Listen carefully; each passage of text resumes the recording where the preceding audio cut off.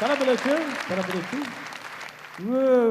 Hürmetli tamaşaçılar, ben demek olar ki bu Japonya'da hemen Anarmelim diyen robot kadınlardan birine düz 2 ay erzinde ait olması bir erervat gibi yaşadık. Deməli bu robotun yaxşı xüsusiyyətləri çoxdur. İlk yaxşı xüsusiyyət odur ki, kız evindən toyda heç kəs yox idi. Yetim tane robotda heç kəs yoxdu.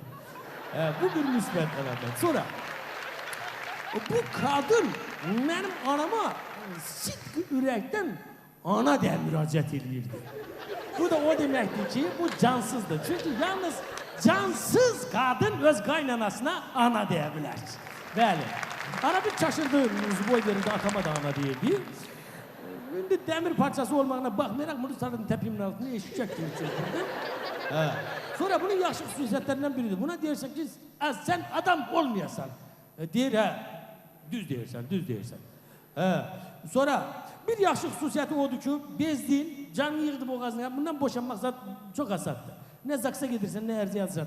Elini çalırsan böyle ciğerle batareykalarını çıkartırsan, atırsan badvala. Vesselam. Haçan senin da yeni yanak çıkıyorsun.